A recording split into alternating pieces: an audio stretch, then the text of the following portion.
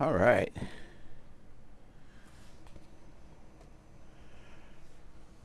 Yes, I am live again on hour, oh my goodness, hour 85. And I have absolutely Right. nowhere to start. But I do have one thing to say. I have made some friends, and I am extremely excited about that. I think I've met a community of people that are great people, and that's definitely something that I very much need. And they're of all age groups, of all backgrounds, but we're all autistic, and that's enough to be uh, common enough the way we experience life that we do really do have quite a bit in common as a group. You know, I don't know if we, like in real life, I don't know if we just like sit there and hang out like with one on one together or whatever. But as a group, all over the place on the internet is a really, really supportive group because somebody's always there, kind of thing. So, really awesome. So, we got Autism Speaks. What shall we look into today? Problems?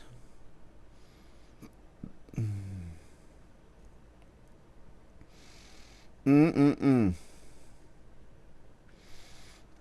Anyway, so yeah, I've got to like talk or say something or whatever.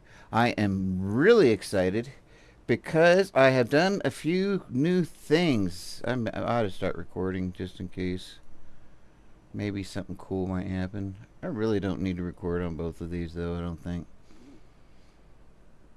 Um,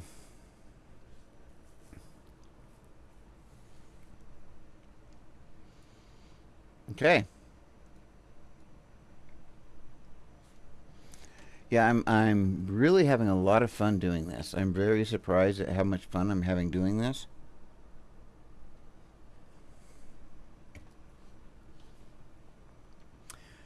Okay, let's see if I can go to this Reddit page. I don't know Reddit. I'm not good at Reddit. Howdy, howdy, howdy. I am not good at Reddit at all. I do like this nice dark page though. This I do love. And this is an extension. It's called Dark Reader. Excellent, excellent tool. I don't understand, but maybe I just haven't seen enough of their content to get full grasp of the situation. I feel that normalizing autism through things like Autism Speaks or TikTok need to stay. By denouncing them, we're not just shooting ourselves in the foot. Okay, this is kind of funny because this is an autistic person and we're using a euphemism, and that just like funny in itself. Anyway, by suppressing the change of society, like they say, we don't know them.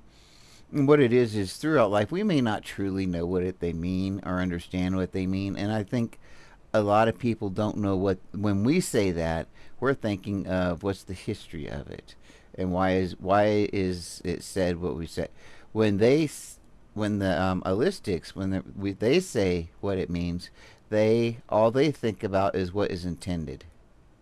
They don't really think about the past background and what the words mean and what's actually being said at all. Just one of those things. Alrighty, do I really have Have volume? volume. Oh Oh my my goodness goodness gracious. gracious. Wow. I did not know that. I've got a camera that has have a camera that has a microphone that I can control in OSB. I did not know that. Absolutely amazing. Edit. For the responses, your opinions have definitely helped me to understand it more. Sorry if anyone was offended by the post. I realize now this is a touchy subject and might have brought up previous trauma uh, caused by this organization. So this person is. Okay. In a nutshell, they're probably autistic. This is a very autistic response to this. You know. Very, very autistic response to this. I love it. It's great. Um, so what we're talking, we're talking about Autism Speaks here. Okay, how they portray nowadays or work they can currently do, or what work they currently do. I have no idea on. I do. My impression Autism Speaks is one I made in the '90s. Yeah, when it appeared to focus on the less on the autistic individual. That is still the case, because the autistic individual never was the focus. The focus has always been the. It should be called autism parent speak. Okay, if it was called that, then it would be totally accurate. And I don't think that as many people would have that many problems with it. In fact, I think if they called it autism parent speak, um, I don't think autistic people would have very much problems with it anymore at all. Really, because that's what it is. It's not autism speaks. It's not autistic people speaks.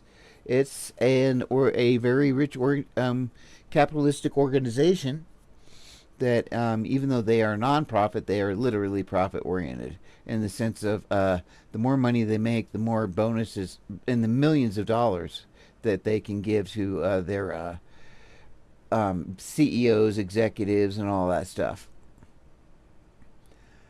Let's see. I remember it being very much these poor mothers whose kids, yes, who don't hug them um, or look them in the eye, and it's still very much like that. It's like, parents' advice on how to deal with your kids when they're not looking you in the eye, things like that. And I just have to say hello. And you know what? We're just going to throw in an intro right now.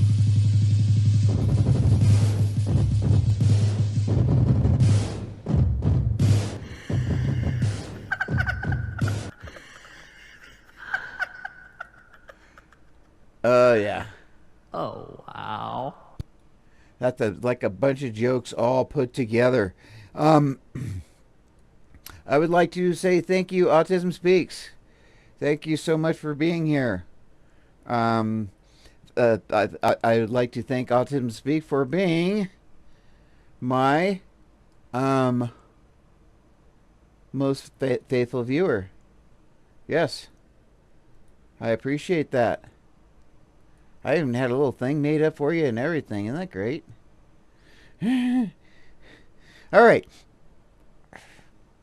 Um, I got the distinct impression they believe that the real child was hidden beneath a layer of disease.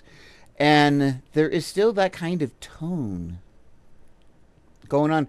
Spooky bed hair. Holy jamoli. Holy cow. It's been a long time. You remember me as a compelled unbeliever.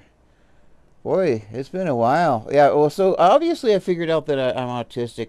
Wow, big surprise, right? Okay, Spooky, are you still there, Spooky? Because I want to know if you're still there. Because I want to know if that surprises you at all. That I'm autistic, ADHD. I just really want to know. Right?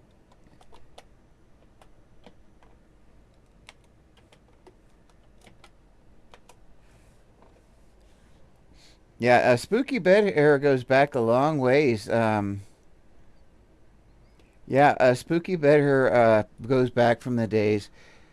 This is very, very interesting because the thing is I was a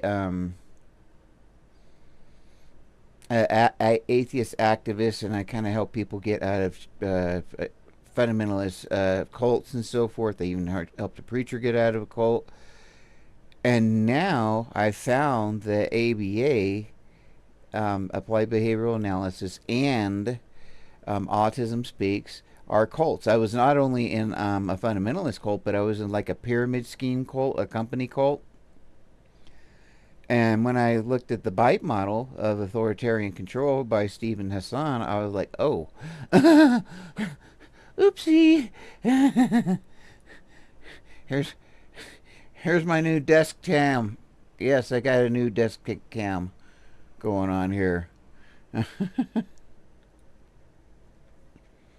So it's very interesting now. I sound very extremist, I think, when I say that ABA is a cult and Autism Speaks is. But the thing is when you first, okay, say, okay, you go to the doctor, they say your 3 year old is autistic. Oh crap, what do I do? Oh, well, there's this thing called ABA that's, sanctioned by the government. You go to the ABA therapist. I guarantee you, I haven't had this happen. I went through behavioral science and all the same techniques before it was literally called ABA because I'm old fart. But well, the thing is I didn't know I was autistic until, well, I'm 53 now, so it was about 3 years ago. It was right at about 3 years ago I found out. Now I'm flat out activist. Yeah, I totally turned activist. Um, does not surprise me. You know what, spooky bed hair? It doesn't surprise anybody. Um, like Purple, I was like, yeah, like nobody said anything, and Purple's like, yeah, I thought you already knew there, Dave. Like after all these years, and Black Sofa's like, yeah, we thought you knew. Like it was just unsaid. Like why even bring it up? It was obvious. Like what the hell, people? And like I've known all you folks for what, almost a decade now. I know 8 years, maybe 9, right? And so the thing is now what's interesting is like the skills I learned from Kate from Bionic Dance and stuff like that, and understanding the so anyway, yeah. Okay, so you get to ABA, you bring their kid there. What's the first thing they're going to do? Well, what would a cult do? They're going to qualify themselves. They're going to find an easy win, something that autistic kid that they can help that autistic change that behavior. Just say, "Oh, look what we did," and they're going to try to get that right off the bat, right?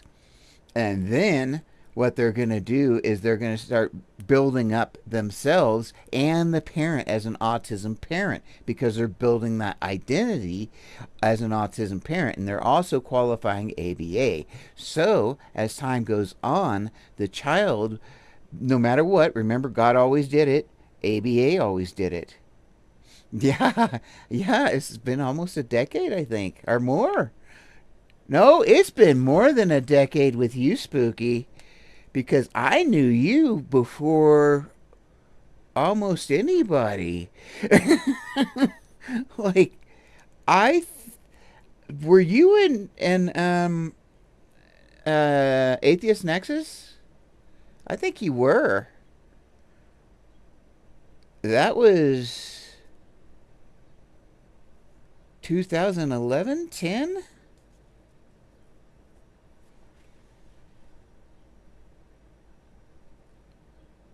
I think I've known you since about 2011 or so. Now I think about it, if I didn't know you from Atheist Nexus, I knew you like Joan. Joan is from Atheist Nexus. Um, if you've seen her before, um, yeah, but I can't remember. Is that where we met? Through that?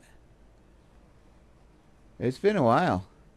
But anyway, I learned to start understanding the arguments and so forth, and how the cults, I've never seen what I was saying with how they introduce you to ABA. But then when the kid, if they're a late talker, say they're 3 or 4, well, when they get to be 5, like my son was, they start talking.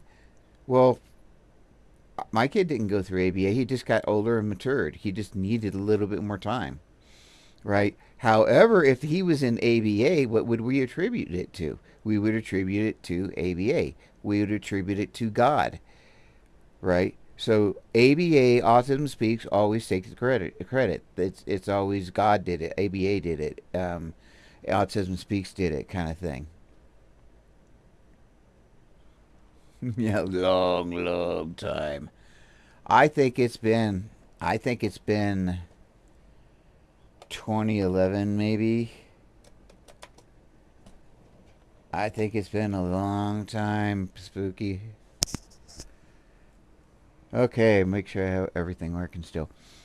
I think I lost Spooky Bed Hair, but Spooky Bed Hair might come back probably. Alrighty, so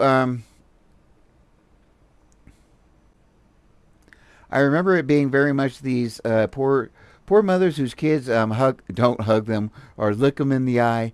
They have such a hard time raising these kids who are broken, and I hope this doesn't make me a bad human, but I have a T-shirt that I made up.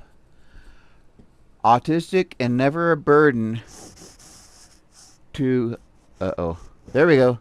To my autistic and never a burden to my autistic mom. Is what it says here. And so that's kind of like speaking out a little bit against the autism mom type thing, you know. But and at the same time saying that my mother, she didn't consider me a burden. I didn't consider my kids a burden. I'm autistic. My kids are autistic. I sure as shit wouldn't consider my grandkids a burden. Oh my goodness, I love my grandkids. Little farts. I'm gonna get banned from TikTok. He called his grandchildren farts. Oh my goodness. They're gonna have flatulent yeah, oh my goodness, that's right. Another freaking atheist. Yeah, Nadine Lavender. I don't Lavender Lady, I think I don't know what's going on, but last time I saw Lavender Lady, she did not look good, and I think it's been about a month or so since or several months since she's broadcast. I don't even know if she's with us right now. And I was afraid to ask Purple online. Um, Lavender Lady always meant a lot to me. And when I came out as autistic um, and queer, it was just really easy. Basically, from knowing all you guys. Because I just didn't have to worry about it. There were people out there that I knew that, like, there's so many trans people and stuff like that that I saw them not transition, but wear different clothes one day. They're always themselves. They just wore something different one day, pretty much, to me. But so when I figured out that I was queer and that I was autistic, it wasn't like a big coming out thing. In fact, do you know that Jimmy Snow, Mr. Atheist, he put out a video that said that he was autistic. And I was watching this video, and it's going on for 15 minutes or so. He's taking it down because there's a big controversy. We'll get into that in a minute. But so Mr. Atheist, he's sitting there talking. He's like, I do this, and then I do this, and I'm autistic, and I talk to my therapist, and we talk about this and this and this. And I'm like, when the hell is this guy going to start talking about this, like, autistic stuff? That's what this video starts to be about. And he starts closing the video, and then it dawned on me. I was like, oh. I mean, it literally just dawned on me all at once, and then I got to thinking about like Godless Iowan and Black Sofa. Now I know he's autistic. I know Purple, and I'm not outing any of these people. We're all openly, but there's so many people. I just found out that Mark Caesar. Mark Caesar, he's pretty sure he's autistic. And like I said, I'm not outing anyone. All these people are very open about it. And I found out that most of the people, well, at least half the people from the group that I knew back then pretty much are autistic. Uh, Godless Iowan's wife, Snarky, she's autistic.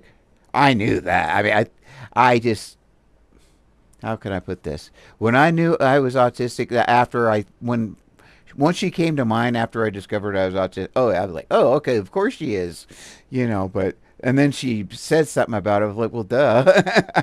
And I think the same thing happened with the entire community when I came out as autistic. They were like, oh, never thought of it, but yeah, duh.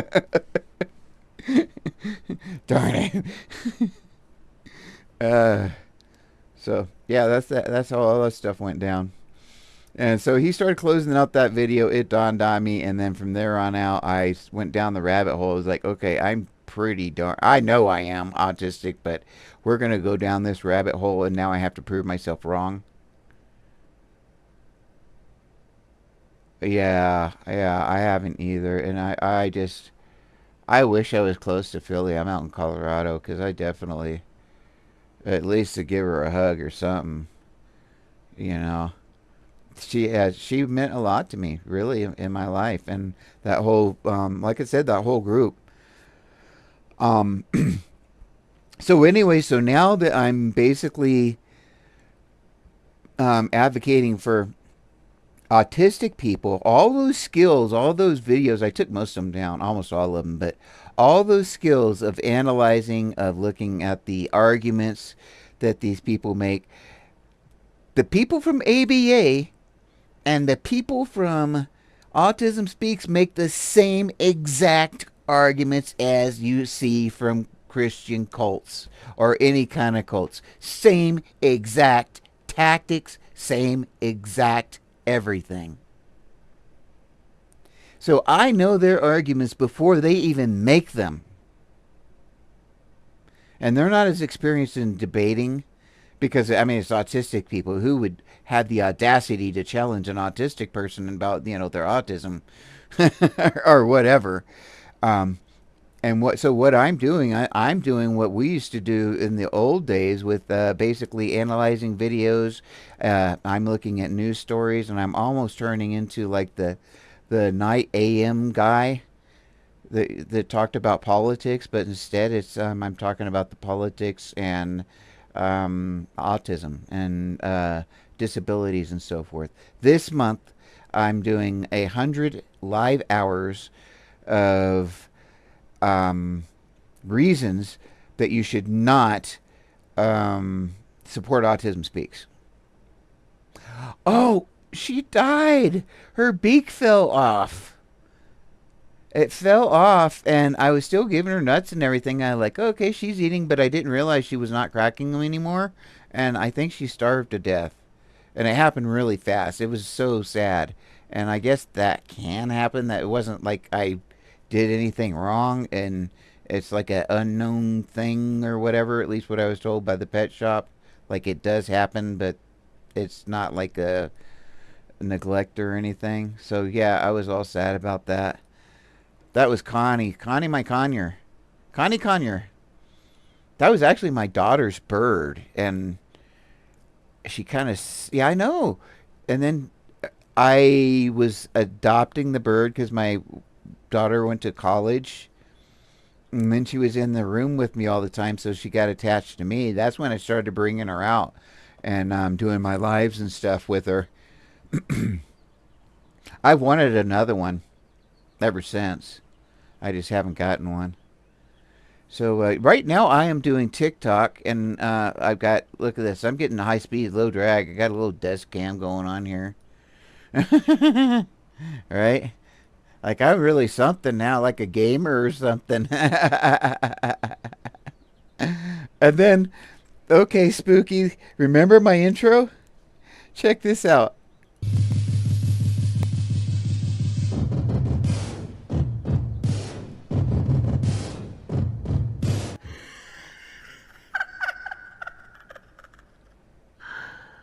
Oh, wow. Remember, it used to go back and forth between Jesus and all those other figurines and so forth of and flash back and forth to Jesus. I just reworked my old intro.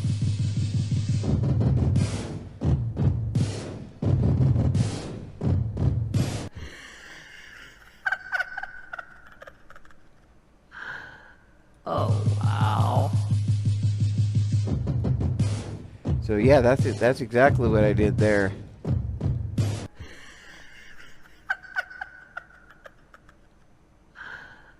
Oh, wow. Unfortunately, I have to figure out. I'm not a real streamer yet. I'm getting better at it right now. Particularly since I started doing this 100 hours. I'm on hour 85 right now out of 100 hours. But I think after I do 100 hours, I might continue to keep on streaming throughout April because I'm basically protesting Autism Speaks. And after that, I think I just might do an hour or two a day live of looking at news stories, looking at uh, basically things that come up in the community and doing commentary and also talking about the cults and stuff like that. Um, I think I can bring something to the table because of coming from our community, understanding cults and so forth, and having the background and experience of doing commentary. The autistic community doesn't really have that a lot. They have a lot of people that advocate and talk about autism, but not like in the old school way of looking at videos and critiquing stuff as much. There's a lot of criticizing Autism Speaks, but just things in general. I just want to do it more in a news sense instead of a TikTok opinion, throw this out and spark up a fire sense. More in a journalism, old school journalism kind of sense, investigative journalism kind of stuff. I want to say, okay, if you go to this website, you see this, right? And they can go to the website and say, oh damn, yep, that's there. Instead of, well, this is my opinion of this or whatever. I want to do the little bit of digging and see most of everything. Well, almost everything that I've dug up from Autism Speaks is from the website themselves itself. But spooky, I know, I know, and I almost went down to Texas with him. I was trying to get him to go down there because he lived in Aurora and I lived like 45 minutes away. And I was like, dude, we could just like go down together. It was one of those. Um, it was where the video creators all got together. I know Godless. I'm pretty sure Godless and Snarky went to it. And then the other Matt, Matt or Mark, what was his name? Anyway, um, yeah, he did. He went and he did very quickly too. And I don't, I think there's nothing. I'm kind of almost doing something like what he's doing now that I think about it. I'm just not as commercialized. I don't have a crew there, and I don't have people editing and helping me with all that BS. I'm just going on raw, kind of like I am now, and I've kind of stopped talking about what I was talking because I'm talking to you guys. But I he got in trouble just like freaking everybody else was in that community. Thank good, not everybody else.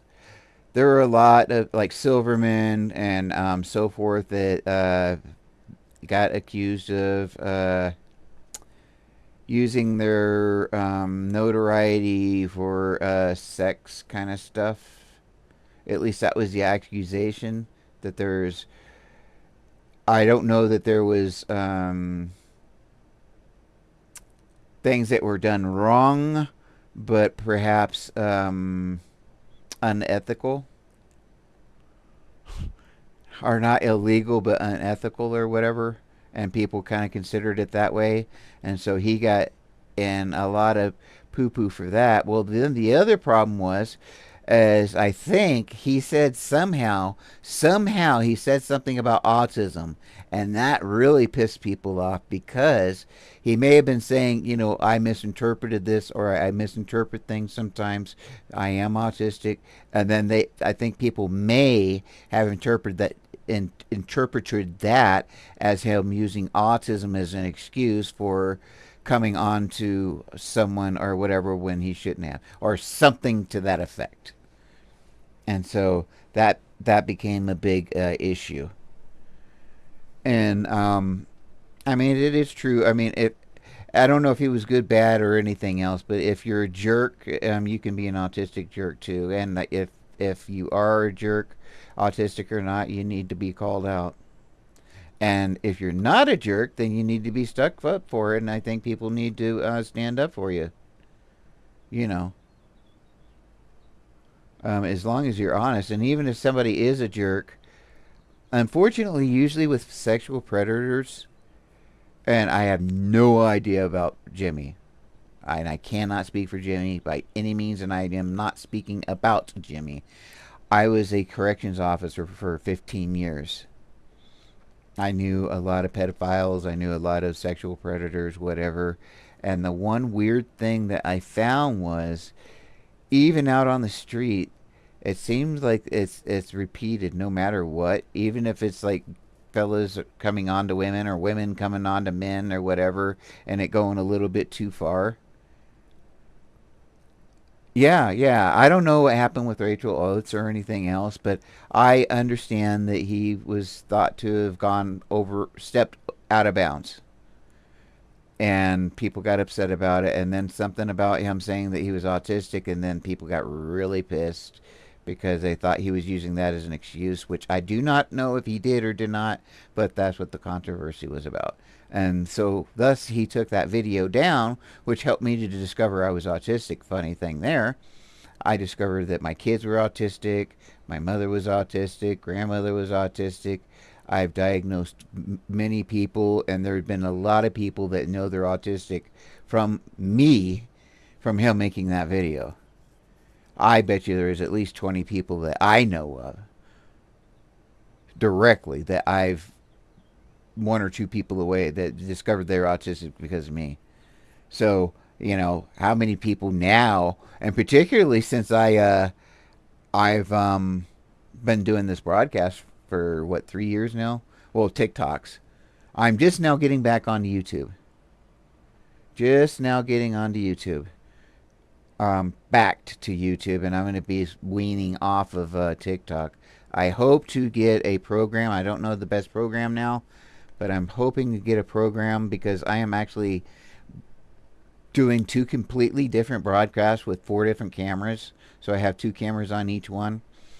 But I can't bring everything together. I don't have one of those paid services, and I don't know the best paid service, but I would like to simulcast and have it all in one program so I can go to Instagram, and then what was the other one that was not YouTube, but it was something like YouTube. It used to be Spark or something. I can't remember. But go to some of those other platforms because I am no longer working now, and I'm trying to get on SSDI. I'm going to get very, very, very small amount for SSDI for reasons, like way smaller than what most people get. But if I can, I've got a pretty good computer set up. I've got everything set up.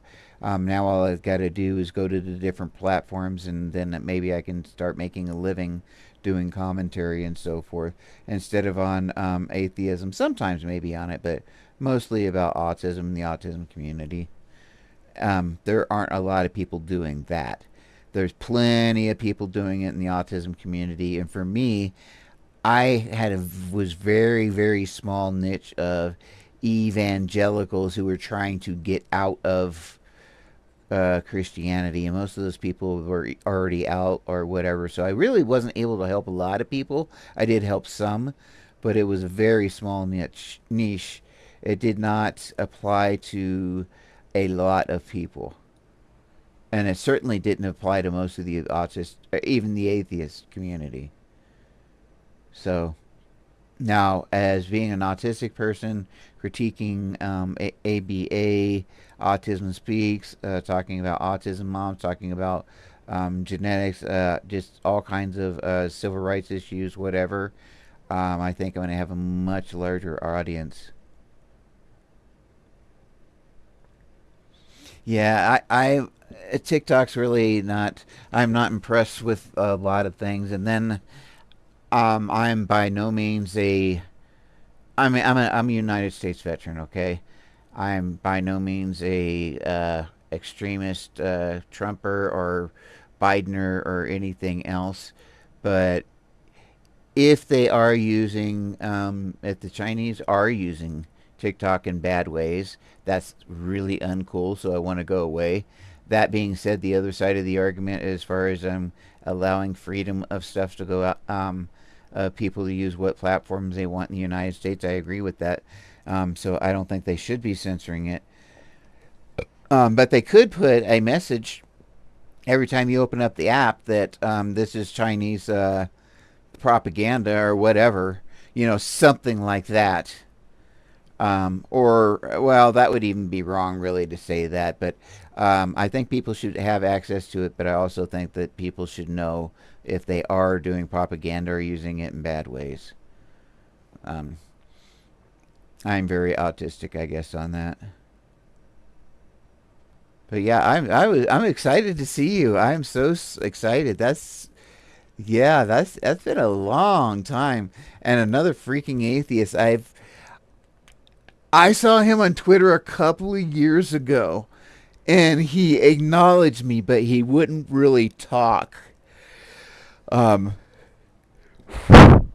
Excuse me. Something happened with him where some people said that he was perhaps an alcoholic or something. I'm not saying he was or was not, but he got very upset about that, and he disappeared, and that was it. And I didn't know what happened. I came and I saw the fallout, and I hadn't talked to him. Um, and he hadn't really, like I said, he hasn't been rude or anything. He just really hasn't.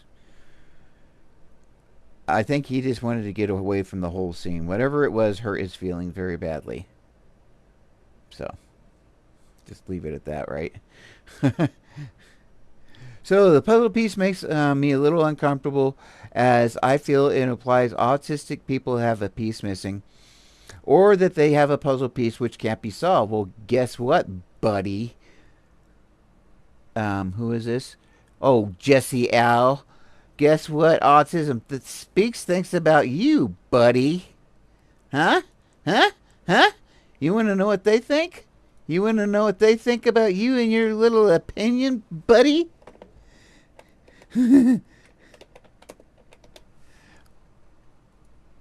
Watch this. The puzzle piece. This is Autism Speaks website. Now, you just said the puzzle piece logo also makes me feel a little uncomfortable, as I feel it applies or implies autistic people have a piece missing, or that they are a puzzle which can be solved. Well, if that's your problem there, buddy, guess what? This is what they had to say. This is on their website right now. The puzzle piece, with its current spectrum of colors, is meant to be representative of the spectrum of perspectives and experiences autistic people may have. They don't know for sure or not. And this is the killer. This is the beautiful, beautiful, and yes, good to see you too, old friend. Um, we believe, Autism Speaks believes, that their updated, more colorful piece represents inclusivity and optimism. As Autism Speaks looks forward for a future of progress, get this, for those on the autism spectrum. In other words, buddy, oh Jesse L, the fact that the puzzle piece also makes you a little uncomfortable, and you feel that it implies autistic people have a piece missing, or that they're a puzzle which can't which can be solved. Autism Speaks just doesn't care. They believe here that their updated, more colorful puzzle piece represents inclusivity and optimism. Anyway, they're speaking for those on the autism spectrum. Okay, Spooky Better here. What do you think? Is this like I'm like just sitting here looking at this and doing that little bit of commentary, and like, oh wow, you know what I'm saying? It's like I feel really comfortable with this. I feel really comfortable with this, and I feel like I'm actually might be good at it. But I don't see a lot of people doing this with autism, is what I'm saying. I see the little like whiny shorts or whatever, or funny shorts or whatever, but not in this style. No, what are your thoughts on that? We support the committee no matter what color they decide best represents their position on the spectrum. It's like they don't even care. It is so crazy. And see, like I have all this stuff bookmarked. I like can go to this stuff really quick now.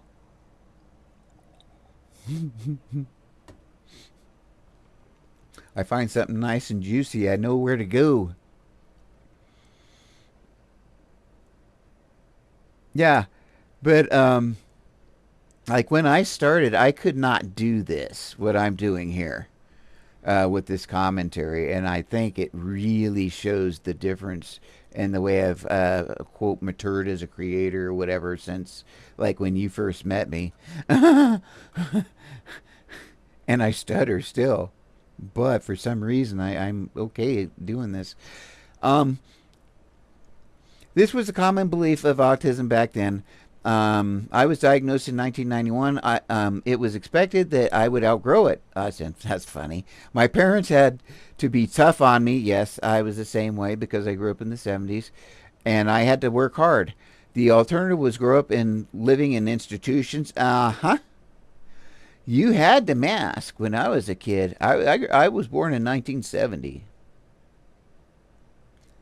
and in 1970 through the it was I think it was about 97 when they finally closed the last quote institution that they were putting autistic people in. But I mean, in the 80s, they literally called it the nut farm.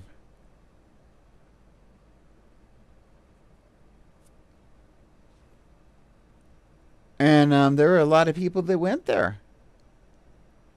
And then what happened was they started closing down the nut farms because they considered them to be, um, what's the word? Inhumane, right? Well, then these autistic people, these people with developmental disabilities, schizophrenia, whatever, um, people would start calling the cops, and the cops would just start basically making up charges and putting them in jail and then in prison. So now we have a prison population full of people with the developmental disabilities, those with mental illnesses and so forth that shouldn't have ever been there in the first place. All they needed was mental health. Yeah, they do a lot of corporate PR speak. Spooky better. Yep. Oh my goodness, that is so cool to see you. And the thing is, this is I have been away from the communities. I was in a very bad marriage and I got out of it about 4 years ago. Now I'm remarried, and there's been a lot of adjustment for me getting out of that marriage, um, getting remarried, moving into my in-laws' house because I had to take care of them, and now, well, my son committed suicide. I'm transitioning from working to going on uh, SSDI, which isn't enough for me to survive on. So anyway, I'm gonna try to, like I said, try to go to one of those different apps or whatever. Hopefully, I can afford the $20 a month or whatever it is, and also talk to my wife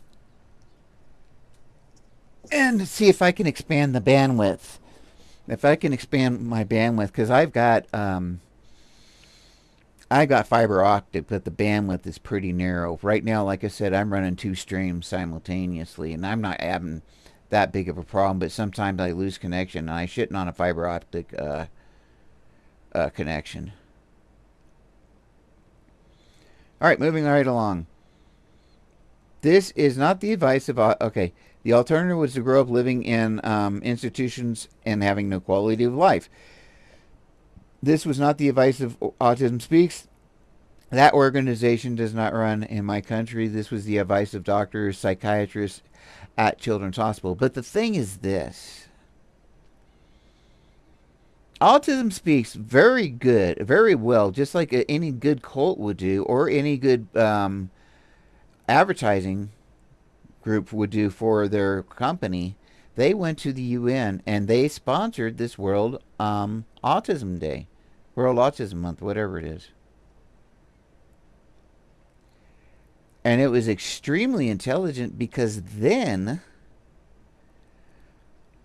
if once they lobbied for the UN to do a World Autism Day for autism awareness and understanding, blah blah blah. Well, what are they going to say? No. So they said yes. Well, now all of a sudden, Autism Speaks is associated with autism all over the world, and because they are, quote, sanctioned by the UN, that qualifies them and gives them credibility. So it was an excellent political PR move on Autism Speaks. And actually, to tell you the truth, even if it was good intended, well intended, if the intentions were good, and they spread the word about autism and so forth, and people know about autism, then cool. Like, I'm probably now diagnosed. Hey, Fiddlehead, I am so happy to see you, Fern. You disappeared on us last night. I think you faded away. I'm trying to get a little bit increase, better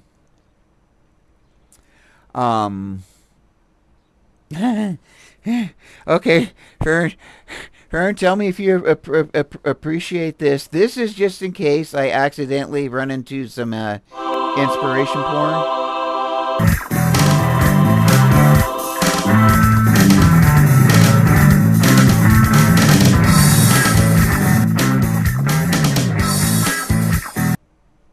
Okay, yeah, that's my in case I run into inspiration porn, I'll have to play that. Or what if Fern, what happens if Autism Speaks starts talking about how scary it is and how awful it is and how our family's gonna get a divorce and get broken apart. What am I gonna do? I'm gonna have to. I'm so scared. So scared. Yes, my Blair Witch. He was autistic. Okay, Fern. Spooky Bed Hair is on my YouTube channel right now, and I have known Spooky Bed Hair for about... No, I have not been... Oh my goodness! Wow! I'm gonna have to go. I have not been on the app today, on TikTok today, because I've been putting together little stupid shorts and stuff, videos like that, and just working on stuff. Oh, that's cool. That's cool. That's awesome. Yeah, well, I think you like satire. I think you like, you know, I know I'm so scared, Fern. I'm so scared that I'm like when we were talking and I was really cut loose. Like Spooky Bed here knows what I am like that when I do that on a regular stream. But I'm afraid that I'm gonna do it sometime and I'm gonna say something like awful and like you were making fun of an autistic person. I'll be like, well, actually, well, yeah, but I wasn't being mean. I mean, I was being mean, but I didn't really mean it mean. Like, oh, okay, yeah, that'll fly. And then of course they'll edit it. They'll edit it like on TikTok or something, so I'll look like a real jerk. When I was sitting there just cutting up, having fun, picking on somebody. Now, my son was 22. He had alexithymia. And, oh, yeah, I know you guys are chill. Well, yeah, yeah. Well, I'm not talking about really crossing the line. I'm just talking about like when you have the normies out there or people that don't like you on TikTok and they take something out of proportion just to make a mess kind of people, that kind of thing. Because I think most people will be like, most people always have. Autistic people are so cool about that. They're like, hey, be careful. That sounded weird.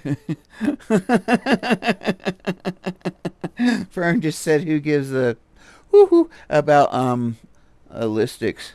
And so I'm talking to Spooky Bed here. I'm not talking to Spooky Bed here for probably 6 years, maybe. I think maybe, yeah. And I was like, did you know I was autistic? Did it surprise you? And I'm like, no, of course not. Like, nobody, I've never surprised anybody that I was autistic. The people who know me for a long time, they're like, of course you are. Duh. Oh, look, I got my new camera set up here. So I got a little bit of a view, kind of like the gamers kind of thing. So that's what my setup looks like. I have all those camera or all those monitors up there because I that's kind of for editing and stuff.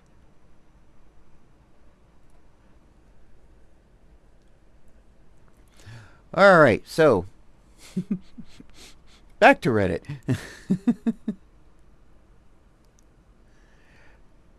Oh, heck yeah. Why not do Why not do Mayalistic Awareness Month and we could make videos. We could get our people to make videos about holistics and do your people just need to do you know people that just need to yak all the time about nothing? They might be holistics. Holistics are people too. Yes. They are everywhere. Oh, yeah, we could do some parodies and stuff. Why not? We could have fun. And if some people start doing it and we call it Holistic Awareness Month, people will pick up on it.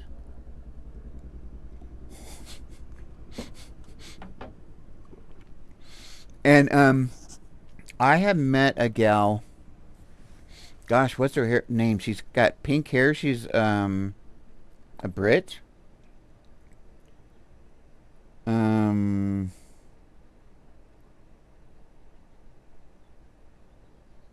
One day I'm sitting there. She's so cool. Um, Adelie Saywell? Adelie Saywell? Adeline? No. Adelaide. Adelie Saywell. Anyway, so I get this message from this like random, like just some random TikToker, right? Because I've got like 30,000 people. It's not that big, right? And this young woman is expressing her support, and so I look at the profile picture in this young pretty woman. I'm like, oh boy. Yeah, I don't think I'm gonna really respond to this, And then I go to her web page. She's got 600,000, over 600,000 followers. Like, oh, like, oh, damn. She's in the UK.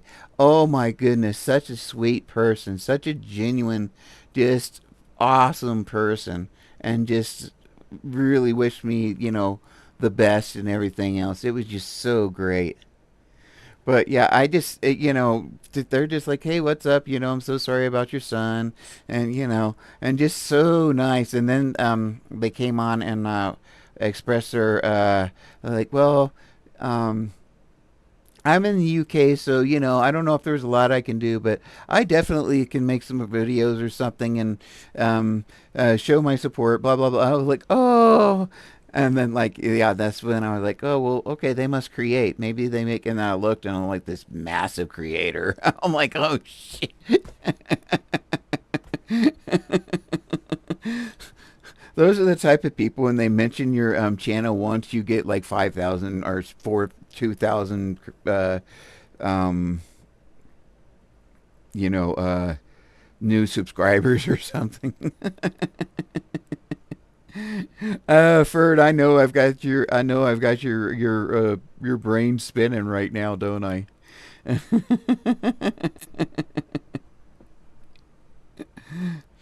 But yeah, we could talk about that on Discord. You know, we could talk about that on Discord. I know if we talk about that on Discord and we start doing it, we could even start doing it now, talking about it, getting ready for Holistic Awareness Month. Holistic Awareness Month. I think that would just be brilliant, Ferd. I think that would be the. I think you're amazing. See.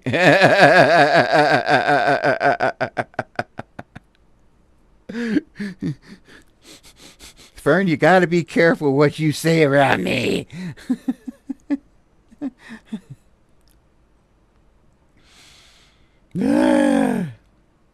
Okay.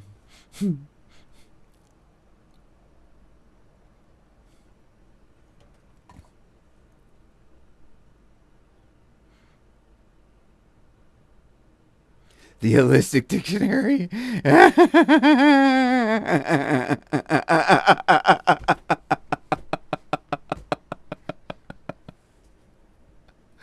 Oh, that's beautiful. That's beautiful. Fern said that there are two dictionaries: the Webster's Dictionary and the Holistic Dictionary. Did you finally find out? Yes, yes. I got, and I'm on. Okay, does it show in my Do I have like a little bio thing or something, or a little um thing under where it says like the description? I can't see if I have a description or not. Spooky. Because I tried to put my new Discord in there, which is the autistic page. In fact, I actually made a new server called the autistic page, and I would love it if you went there. Um, and that one's actually going to start getting pretty active because I'm going to try to get some of my friends to contact me through that. So I've got a new way to get a hold of friends, because like TikTok may explode or whatever, and so I want to be able to network through there too. Fern, Fern, I still love you. I still love you. I still love you. I'm still laughing at the dictionaries, but I think we need to talk about. Are you going to be on Discord tonight or this afternoon? Because I am gonna bust you out on that one. I am gonna rat you out on that one, because that's a freaking amazing idea. Having a holistic awareness month, and I propose, like I said, I propose May, because then it will still promote autism awareness.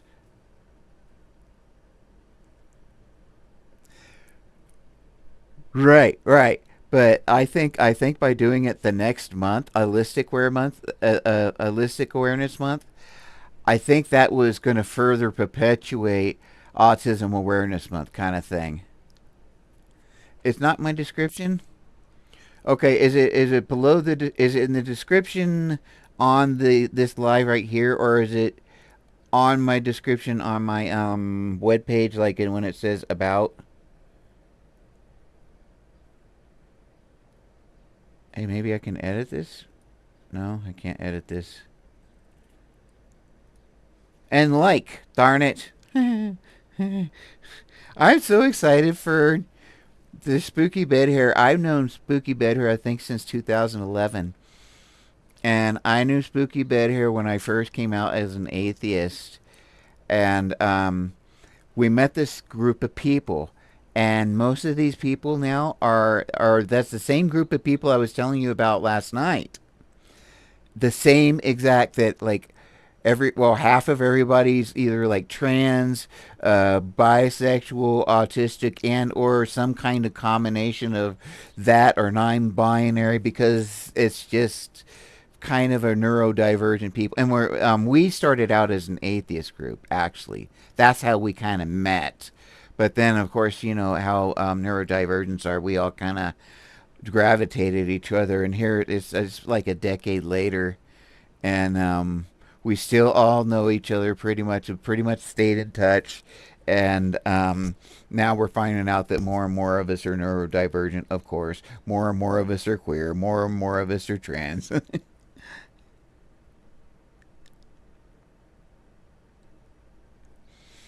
Come to Oh yeah, yeah. But I think it would be great. I think it would be great to well, you know, I wonder if there should be a. What about a protest Discord or something like that? You could do a protest Discord. I don't know if you want to do that or just put them in yours. Yeah, yeah, absolutely. And there's so many really awesome people in there already. I felt so comfortable last night. Spooky, I went in this group last night for the first time. It's this basically actually autistic group of people, and it felt like going in our group. It was like so chill, so awesome, and the conversations were great, and it went all over the place. Mm-hmm. Yes, mutual aid, body dumps or body doubles, info dumps. We've had on ours. We literally have had people pretty much dying on ours, going through grieving of going through death stages and so forth. Uh, we don't dump bodies. Why? Why not? Oh, you keep them. Oh, you're one of those. Okay. Uh, that's nice. Oh boy.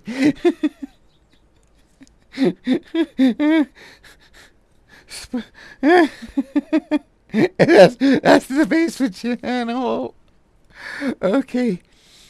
Okay, Fern, if you go to YouTube right now, I've got some videos up, and I'm not going to show them on TikTok. I just am not going to do it. I'm not even going to try. But I had a cousin that was a evangelical. He was like a televangelist type dude in the 80s, like Peter Popoff. Well, I made this character called Reverend Faithful, and it was a satire of your televangelist, but I thought of all the scandals and stuff, like whether there was a televangelist that was gay, and nothing wrong with being gay, but the fact that he was a quote man of God, that was a whole scandal and stuff. So I thought of the worst possible scandals that you could possibly imagine that a preacher could be doing, like behind closed doors, and I started making videos about this Reverend Faithful. And some of it, like, he kind of gets caught off camera or he just says horrible things. But if you go there, And you go to videos. There's like 5 of them at the end, and you'll know Reverend Faithful when you see him. And that was one of the characters I did. Now this is extremely offensive material. I will warn you. Very offensive material, and it's meant to be. It's meant to show how hypocritical, like, preach televangelists could be behind the scenes, kind of thing.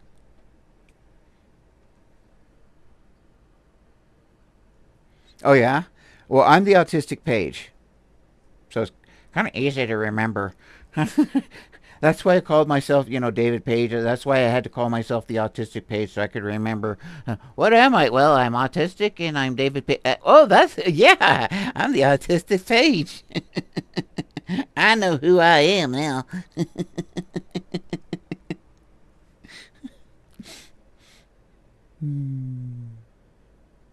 Oh, I thank you. Dis- Discord is not my description. It's called the autistic page too. My Discord is. So I'm gonna have to figure out how to get my I'm not even talking about. I can't even count this last hour because I really haven't been talking about Autism Speaks that much. But that's okay because I've got good people. I've got really good friends here, and I'm really excited for both of you guys. Like I said, I met um, Fern well, I think we might have talked or interacted or something. I'm not sure, but we never really talked until yesterday, and I just am so excited about that. And it's also so amazing that you got a hold of me when you did, because with my son passing, he really was my best friend. And he's actually in one of the videos, the Reverend Faithful videos on my YouTube. All right, I'm looking at my YouTube. What was I gonna do here? Oh, I was gonna look at my um. I don't even know how to get in here anymore. Is it Studio maybe? Studio dashboard. I better pull it off to the side just in case I have really private information. Um. No, it's not content. Settings. Channel. Advanced settings.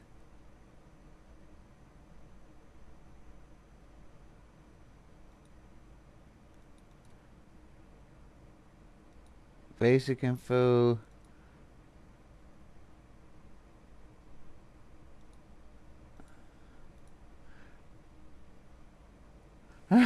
I got Christy Santiago, Not Your Witness, Johnny Drive-By, BJ Price, and Nadine. All as my administrators, and purple, of course. Diana's not on there. To heck with Diana.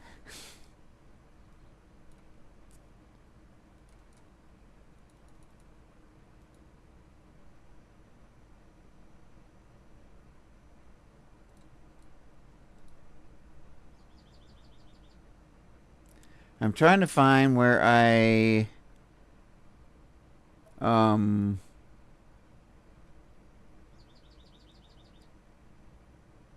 okay, maybe maybe this is where I'm trying to find where I can put in my comments or whatever.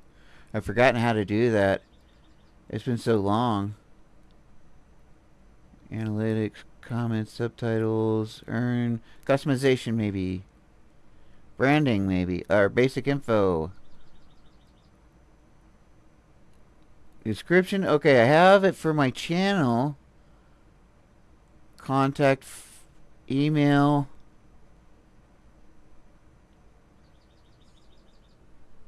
I don't know how to add a link, but no, I have to have a URL there on that one. Branding maybe. No, basic info. Handle. Okay, so what I'm going to have to do is I'm going to have to start putting it in the description of my lives. Is that how that works, Fern? You think that's how that works?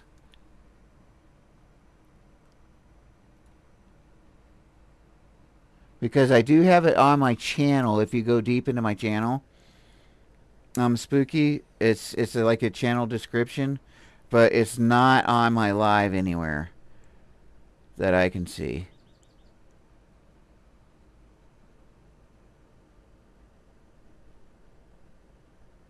Okay, yeah, okay. Okay, so yeah, okay, so now I know where to put that. And I can put that in the description. I'll just do a bigger description with my links and stuff. I didn't know I could do that on live.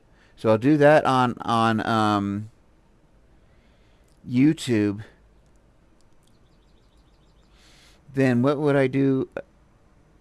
What kind of information do I have on is there information anywhere? There really isn't any information up there, so I guess I would have to do like a banner. That's another way I could do it. And while I'm at it, I would like to thank Autism Speaks, my most faithful viewer. Autism Speaks. I so appreciate you being here and helping with me with the algorithm. That is very, very nice of you. I lost Fern. That's okay. Fern will be back. Yes, I like to give credit where credit is due. All right. So I am going to get back to actually trying to do a supposed to be talking about Autism Space here. Okay, yep, not to mention it has been, in recent years, they have stopped saying their top goal was to cure autism like in 2016. That is correct. It was 2016. They changed the wording and got rid of the, hey, Mark! See? I told you I know Mark, Spooky. Mark, I couldn't believe all of a sudden Spooky Bed Hair picked up. And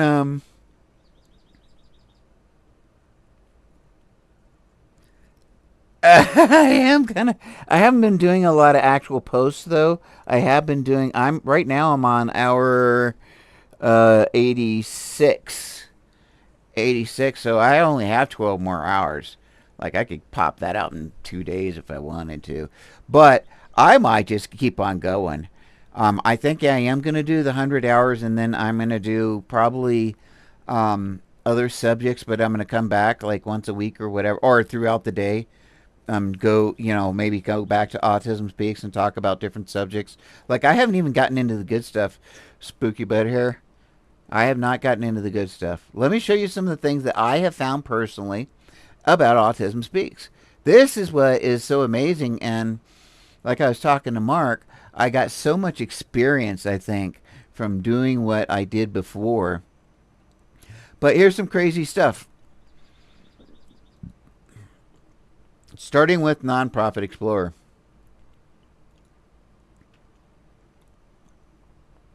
We go to the 2000 filing. Very odd thing going on here, and I don't understand this. And I'm trying to figure it out. This is the biggest oddity I have found. And that is right here. Angela Geiger, former CEO and president of Autism Speaks. This is the 2023 tax form. She got $237,000. Now, I said former CEO and president. Okay? Now, if we go to Geiger, she quit in 2021. Why does Autism Speaks have a person who since 2021 has not worked for Autism Speaks? Why is she still on the payroll? And it does say former CEO and president. $237,000. Now, do you see why I feel like an AM nighttime political shock jock? You see that spooky bed hair? You see how I could do the commentary now like I didn't do when I was like when you first met me? Just wondering, what would you think about genetic modification at the fetus level to cure autism with the CRISPR technology? Um, it's still genocide. What if we wanted to cure redheads? So we had no redheads, and we injected all fetuses so that there would be no redheads. Then you would be eliminating by definition. By definition, and I'm not trying to be extremist here, but if you by definition want to eliminate Hispanic people, redheaded people, an autistic brain, if you want to eliminate redheads so they're never born, that is by definition you want the extinction of a type of human being. By definition, when you want the extinction of a certain type of human being, that is by definition genocide. The big problem is we're not talking about something benign like hair color or eye color. We're talking about a brain. Many people have different hair colors. They have different skin tones. I call it a different brain tone. Our brains are formed different. If you change that with a shot in the fetus or whatever, then that brain is going to be developed differently, and it's not going to be the person that that person was. So it would be, you would literally be committing genocide on one person and creating a different person that wasn't there before. And to me, that is genocide. Why this is important and why we need to be questioned. And hi, CA. Are you still with me, or did you drop off? And so this, Mark, this is my deal with Autism Speaks. I believe that anybody or any organization. No. No. I am autistic because my brain is autistic, okay? It's who I am. If my brain was formed differently, think of it being a physical object, and some parts are literally different physically, structurally, than other parts of my brain. And that's what makes me, it's how that brain grew and how it was formed differently from a neurotypical brain. Because that brain structure is different, if you're building a house, some houses are really, A-frames are great for the cold in Switzerland and in Norway, Sweden. But it's not really maybe the best shape for a beach house. You'd want that up off the ground on pillars maybe. You know, they're both houses or whatever. So we both have different types of brains, is what I'm saying. A different brain tone. So, and that's why I don't like to use the word symptoms either. I am very much against the word symptoms. I prefer the word traits. Because, and this is why I was so happy and it was so easy for me to look at the diagnosis of autism. Because when I looked at the diagnosis, it was simply my traits. It was a description of me. If you have a cold and the doctor looks at the diagnosis or whatever, it's a description of a cold. That's what they put down. You have sniffly nose, you know, you're sneezing and then, you know, coughing, whatever. So you have a cold. But you are not a cold. In the case of autism, we're born with autism. We will always be autistic. It's not something we can catch. It's nothing that can be cured. If it was to be cured, we were to get a shot. If I was to get a shot right now and it was to cure the autism, it would be like getting a Dalmatian dog and say the cure would be to be a German Shepherd. Well, to me, everybody's dogs. We're all humans, okay? If you were to cure that, you don't like the fact that that's a redhead, that it's a Dalmatian or it's a autistic. So you cure it and make it into a German Shepherd. Well, it's no longer a Dalmatian. It's a German Shepherd. It's something different. Still human, but it's, or still a dog. It's just something different completely. It's not the same animal, is what my point is. And I would not be the same person. So I like being autistic. I like how my brain works. I hate the symptomology and everything. But so going back to my question, why is this organization, Autism Speaks, paying the former CEO $237,000 when she doesn't work there? Hadn't worked there for 2 years. Don't forget to like and subscribe, darn it. Please like and subscribe. Did I spell that right? I hope I did. If not, I'll blame it on someone else, right?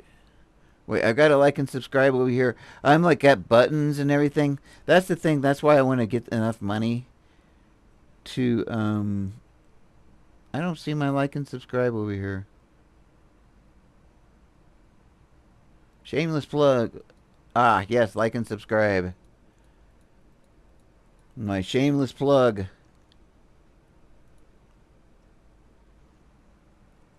But have you guys ever heard of a corporation or a nonprofit paying someone that doesn't work there, keeping them on the payroll? I haven't heard that anywhere. I have not heard that anywhere at all. But she does. So that's like one thing I found. And that's just with her. I've also found other things. Howdy. For example, if we go down to Open Secrets, now we can talk about lobbying. And I have to make this note because in the United States, this is how politicians trade around money and people do favors with corporations and so forth. And it's basically the legal way to pass money around. This is how they do it and do each other favors. Note, the organization itself did not donate. Rather, the money came from the organization's individual members, employees, or owners, and those individuals' immediate family members. The organizations themselves cannot contribute to candidates and party committees. So what happens is, let's say I'm the CEO of Autism Speaks, and I want to give $50,000 to the National Republican Committee. Now watch this. This is where it gets crazy when you start going down this rabbit hole. Okay? So you go down this rabbit hole, you go to their site.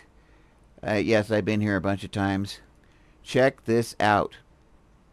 So let's review here. We have Autism Speaks. Okay? This site is opensecrets.org that talks about campaign contributions and lobbying. $132,000 was donated by employees or owners of Autism Speaks in the name of Autism Speaks to the National Republican Committee, whose purpose is the National Republican Congressional Committee is a political committee devoted to increasing the number of Republicans in the House of Representatives. Is that not unbelievable? Is that not crazy?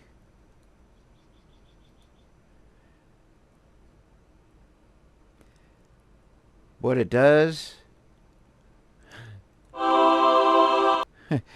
it inspires me.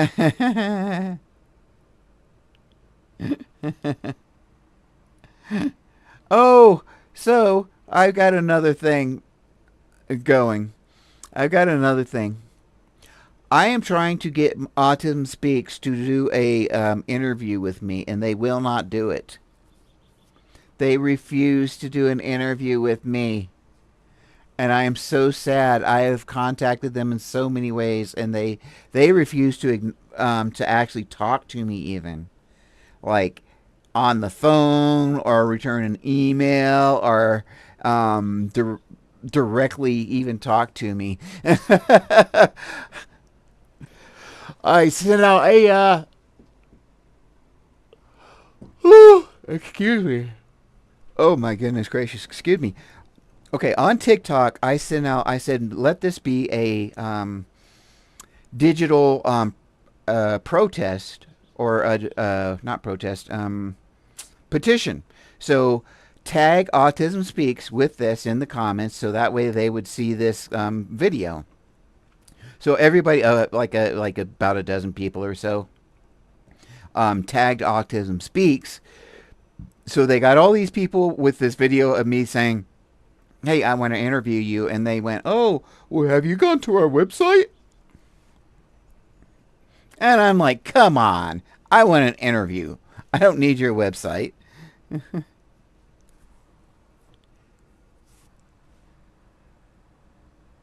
Oh my goodness, I got likes. I'm getting likes.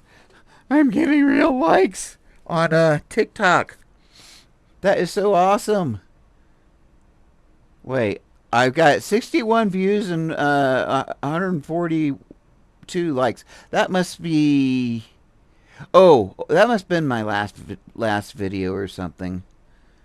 I don't know. I'll see if that number changes. I'm trying to figure out my stuff, but Mark, do you know what what people are using now to do multiple streams at once? Because like I said, I want to be able to stream all this together and have like one chat box. Instead of like right now, I've got one for I'm running two entirely different systems. I'm running TikTok Live and I'm running OBS YouTube.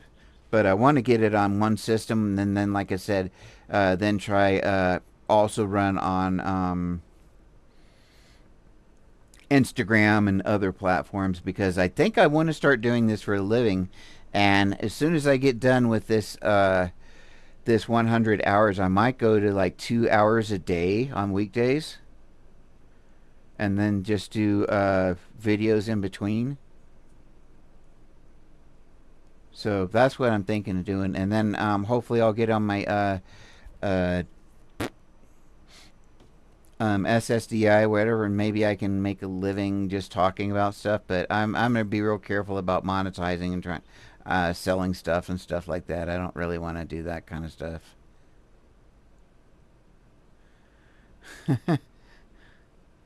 Yeah, see, that's the thing. I don't know.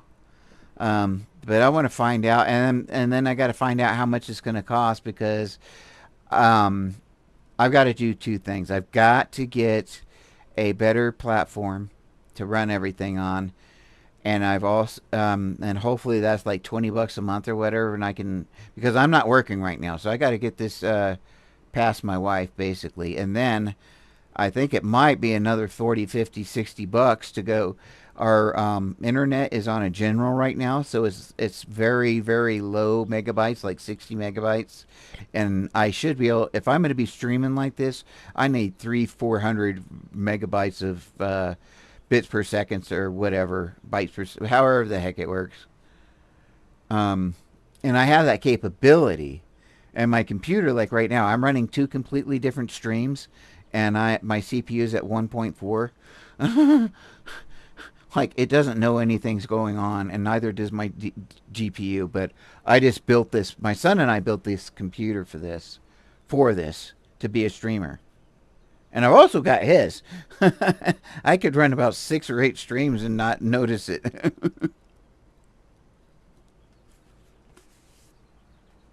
I've heard of that one, and I'm going to check it out. I will check out Restream. So, I'm going to try to get back. And check this out. I've been running this. I'm going to run a quick commercial. Here he is. Let's welcome Link Ray. Let's welcome Link Ray.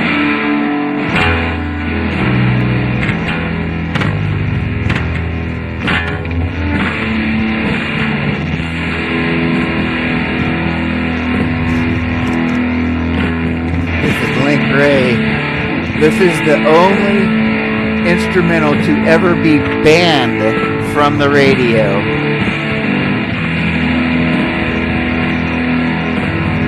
It's called Rumble. So I let this be my theme song dealing with Autism Speaks.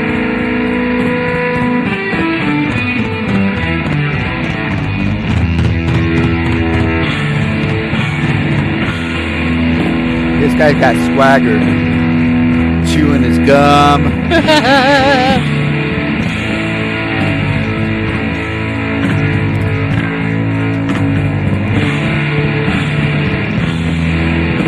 I don't know if I've ever seen swagger like this before in my life. And he's actually doing a Native American dance there.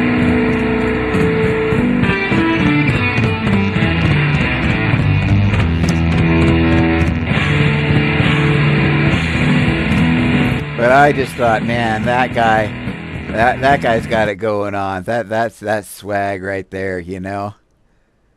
And once again, I want to thank you, Autism Speaks.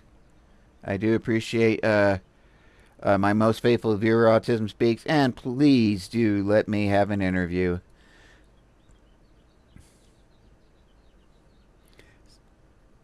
So, Mark, are you still there? Okay, so I'm going to keep on responding to this, the Reddit. Yep, not to mention it has been recent years that they've stopped saying their top goal was to cure autism 2016, and that is correct. Overall, the Reddit they preach is trash. Now, this is other people's opinion, not mine. They only appeal to parents since the general neurotypical population relates more to them. Like I say, I think it should be called Autism Parent Speaks. And I think that would eliminate a big issue with Autism Speaks. The other thing is I think this does not apply to anyone else, but I think they should only use a identity first language only. That is, an autistic or an autistic person. Now, any other entity, any other person could use whatever language they want. They could say a person with autism. But because Autism Speaks has always characterized autism as being a disease, someone with autism, separating the disease, a disease from the person, which is impossible because it's not a disease. It is a brain type, a neurotype, like people have red hair or people have light skin. Some people have some light tones of skin, dark tones of skin. We have a different brain tone. That's all it is.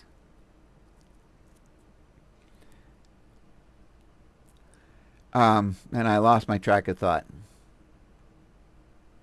So, while parents are in a rough position with severely autistic child, and I don't like using the term severely autistic child. High support needs children. Just cool with me.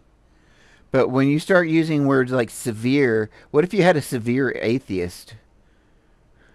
A severe Matt Powell? All right. Or not so severe, a high functioning atheist? What's that even mean? A high functioning queer or a low functioning queer? A severe queer? Yeah, I just don't like that language. So that's why we go with support needs. And but with Autism Speaks, this is the point I was getting to. Autism Speaks should not do any giving to any kind of studies or research or ever use that language, a person with autism, because of their history of calling it a disease and trying to cure it. So I'm not trying to keep people, so to speak. I'm trying to keep Autism Speaks itself as an entity because of their history. So they need to be very, very clear that autism is not a disease. Dang helicopters. I live out by Fort Carson, and there's always, that's a CH. No. That's a 56. That's a 56. I can feel the helicopters before I can hear them in my eardrums. I can feel my eardrums hurting. And then, like right now, it's really hurting even with this. Because my window's open. Okay. I really appreciate you guys being here, Mark and Spooky. That means so much to me. I left the communities and stuff because I got so depressed and I just couldn't function. I was depressed for like that for many years. I'm starting to come out of it now. Okay, I've gotten the impression they made a bad name of themselves and are irredeemable. But I'm also, and I agree with that. They did make a bad reputation for themselves. You don't hear people going, those darn March of Dimes peoples, those darn Shriners helping those darn St. Jude's Children's Hospital. That doesn't happen. Why? Because they don't have that kind of reputation. It just doesn't happen.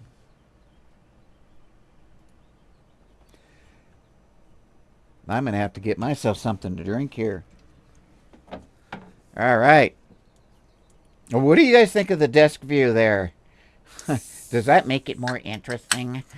Do I look like a real streamer?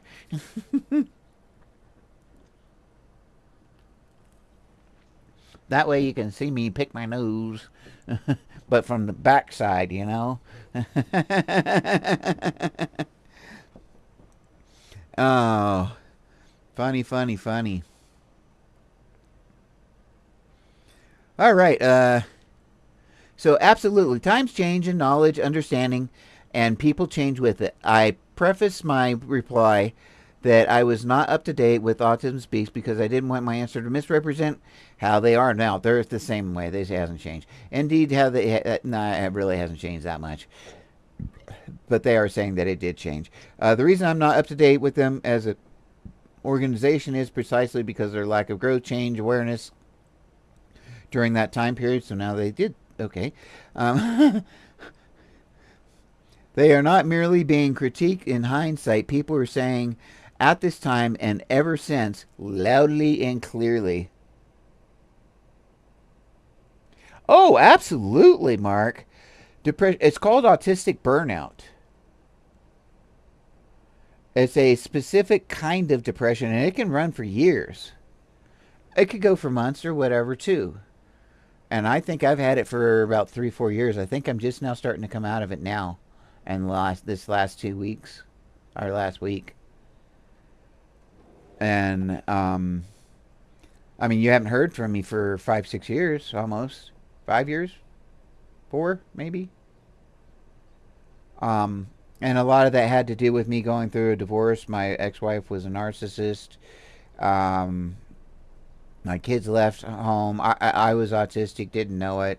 Got remarried and moved into my father-in-law's house because he's in his 70s and like 350 pounds, can't walk. He's in the hospital right now. My sister-in-law lived here. She was autistic also, and she kind of needed some help. And then there was me and my wife and my autistic stepdaughter who's 26. So I moved into not my castle. I moved into my father-in-law's castle to take care of my in-laws' family. So that was a huge adjustment for me and their family. And here I was for the first time, not the king of my household. And where literally it's my stepdaughter's childhood home, and she pretty much has more say here than in this house than I do. You know, I give her a certain amount of deference. She grew up here. I'm not going to, tell her what goes in the laundry room, where, or whatever else, if I'm making any sense, Because it just feels weird and out of place. But it's called Autistic Burnout, and I think Amethyst, her name is Amethyst. on YouTube. She it has a very good video about that. Howdy, joined. um, but yeah, it's called autistic burnout. Very, very common. And depression and PTSD are to be and CPTSD are to be expected with autism, no matter what. If you're autistic, in fact, I think it's almost to say impossible for someone to be an adult, say I even 20, an autistic adult and not had depression or some kind of PTSD, CPTSD by the time they're 20. I think that might be impossible. It's that prolific. There's also stomach problems that go hand in hand with autism.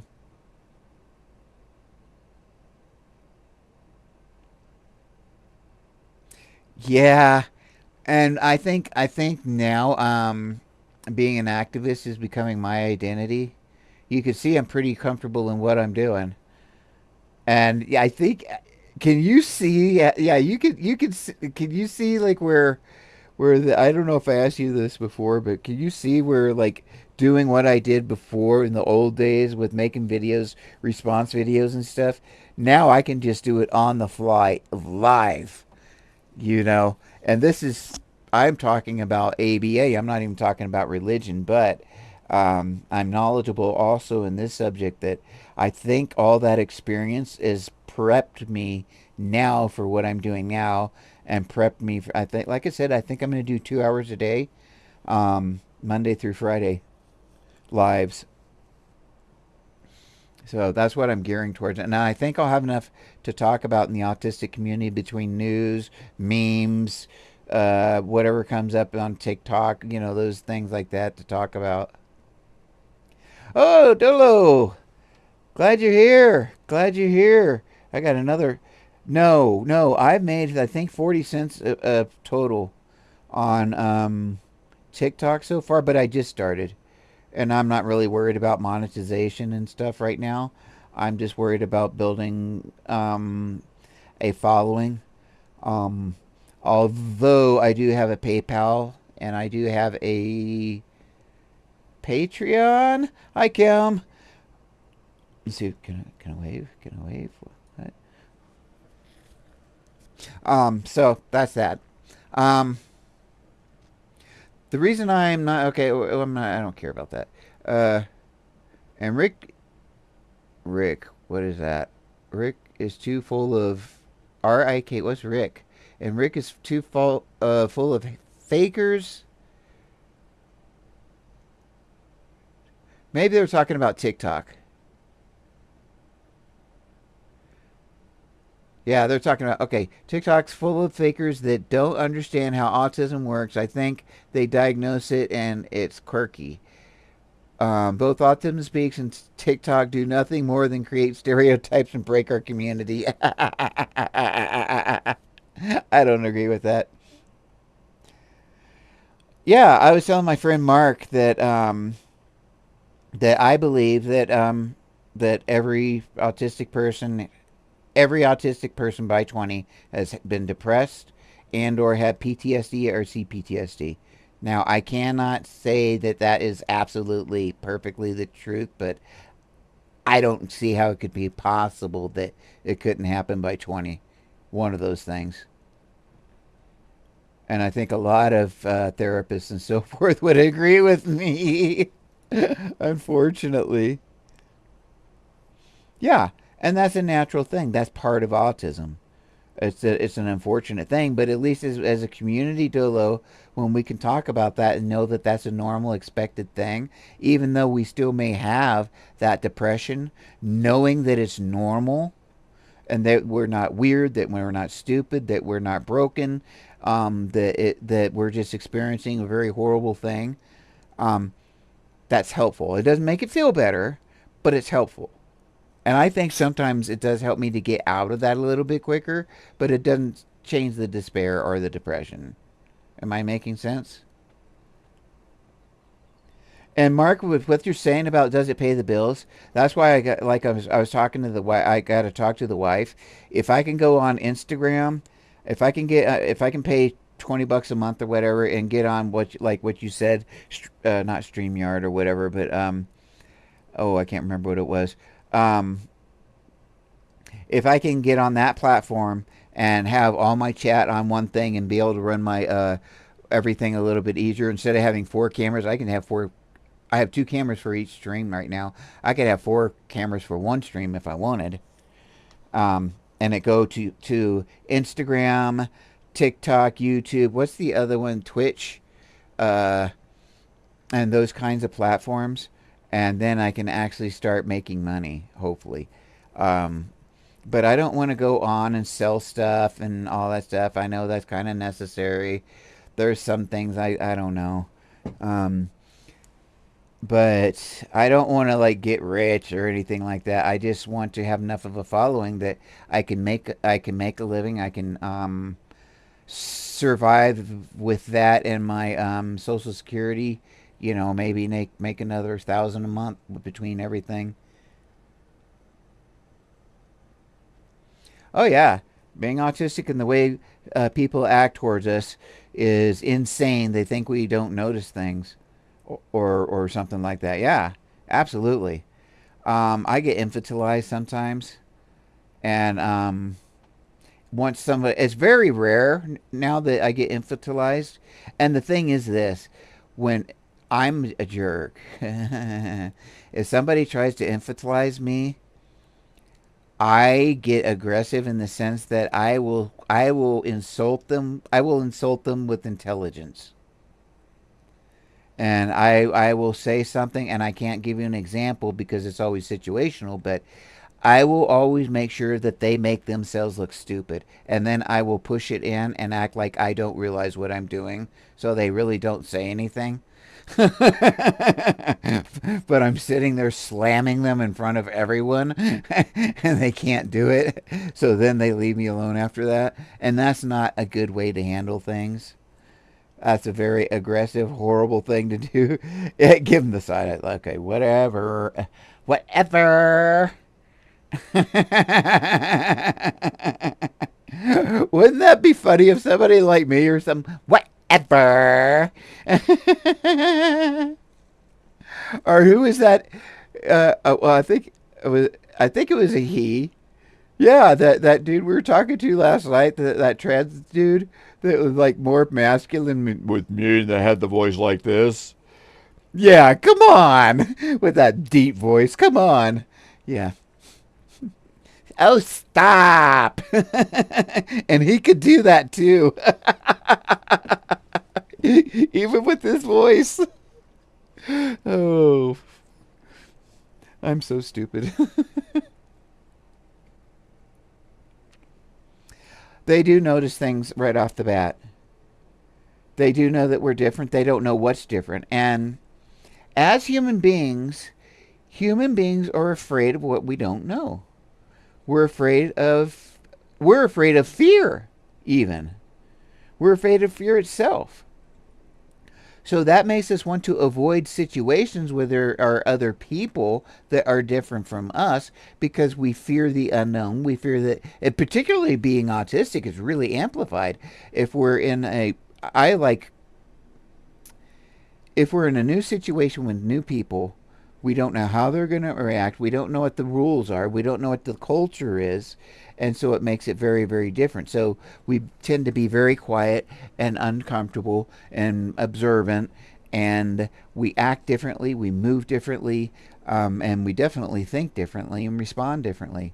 We may not look them in the eyes. We may not approach them and, hi, how are you today? Really good to meet you. I was a correctional officer for 15 years, so I would be like, "Hey, what's up, man?" And I get right up in there, and really engage people like this. But that was a learned skill, And Dolo, we talked about how you have to have some masking and some learned skills. I know we've talked about that because it can be very dangerous, particularly for someone like you. Which sucks. but I think it has to be addressed. And I think damn well, I'm sorry, I'm going to get impassioned here, but we damn near need to talk about it. I'm going to talk about the rebel flag and some of those symbols. Okay, yes, I absolutely understand that it is seen as a very negative thing, and I think that's why we should fly that son of a buck. Because when people look at that and they think of slavery and they think of how horrible that human beings were human beings,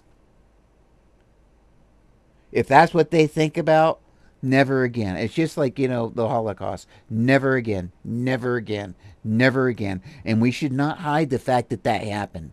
We need to teach our children that any generation can be that dumb and do that. We're human beings. So I think we should talk about history and we should show that off. We should have big murals like with that fella, the really famous one where his back is just scarred up completely, where you can barely even see that he's got a back. I think we need to scream that stuff and shout it from the hills. I think it sucks that it happens. I think it sucks that we have to say something, but I think it has to be done so it never happens again. And we do have control over that. But if we pretend it didn't happen and we bury it and like that we bury that flag or whatever completely so nobody sees it, nobody talks about it, we're setting ourselves up for no good. And I'm not saying that flag specifically, but that type of symbolism and so forth. Am I making sense, Dolo? And I'm trying to speak as a like on behalf of my friends and my brothers and sisters of color or whatever. You know what I'm saying? Not for, but that's my opinion on that whole thing.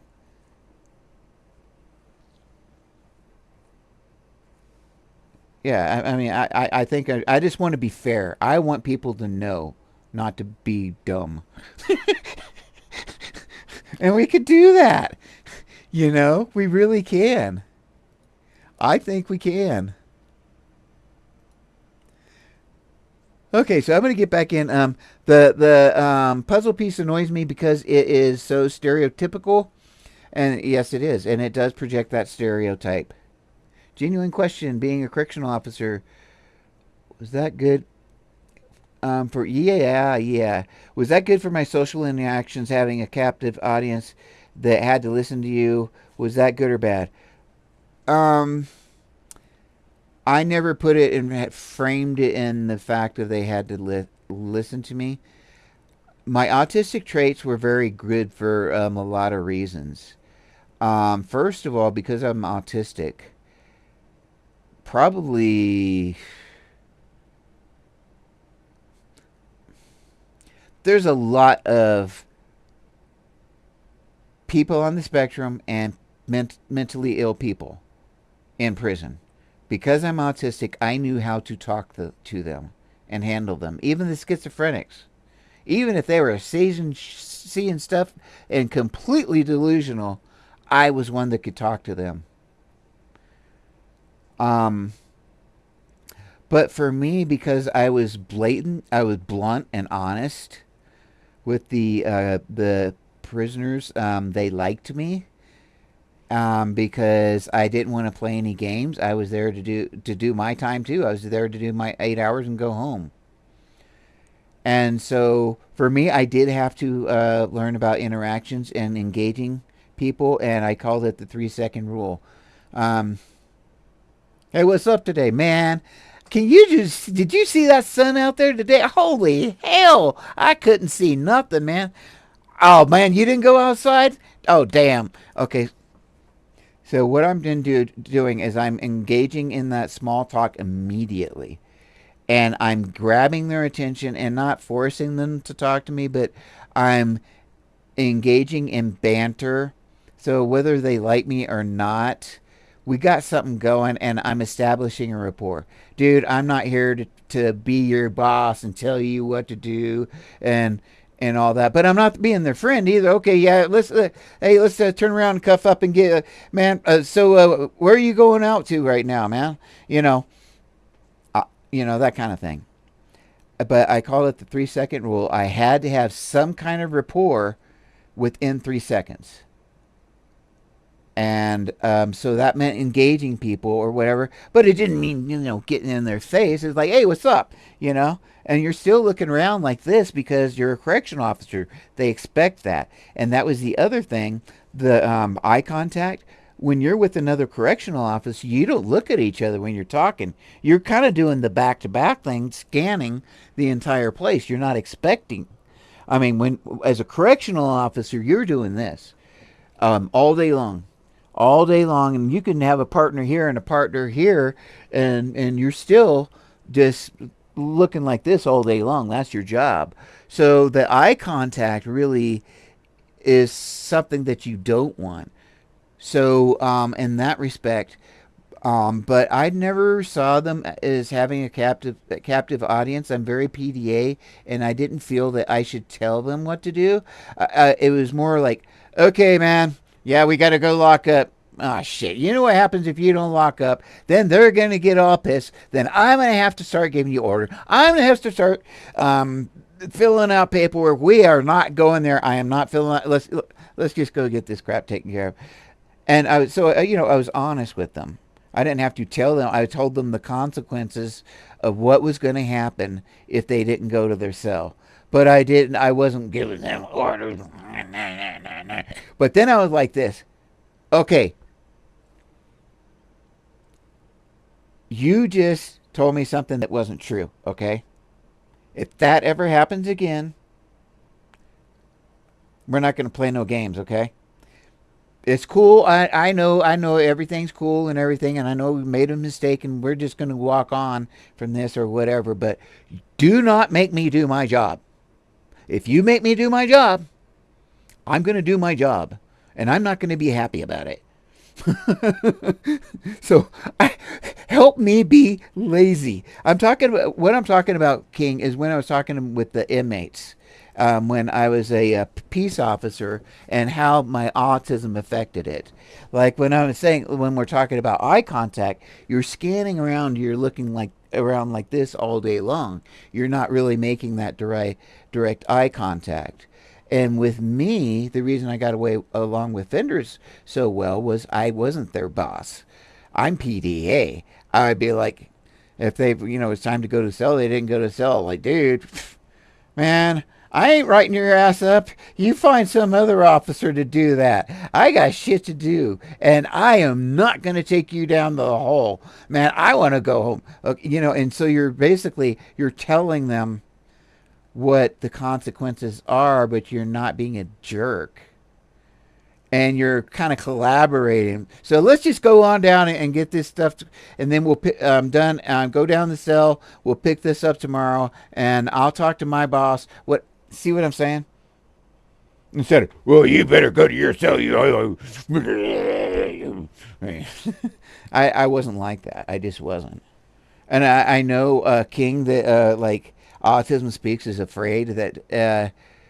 Yeah, exactly. I dealt with human beings. My job was not to punish people. My job was to house them and ensure they got their food and that nobody got hurt. And to go home. The punishment was being in prison. That was a punishment. I wasn't there to punish them. I was there to help them do their time and with nobody getting hurt. That was what my attitude was. And so that's why I was honest, and I would tell the inmates, dude, you make me write you up, you make me do my job, I will do my job, and none of us are going to be happy. I guarantee you. So don't make me do my job. Help me be lazy. Do whatever you're going to do. Do not let me catch you. I know you're going to do your stuff behind my back. Cool. Good to go. If I catch you, I am going to nail you. And so because I was honest, because I was autistic, instead of giving all the BS, offenders don't like all that BS coming from neurotypicals because they know it's BS. So when they have an autistic correctional officer that just tells them how it is, they're really cool with that, and they want to help you in a sense.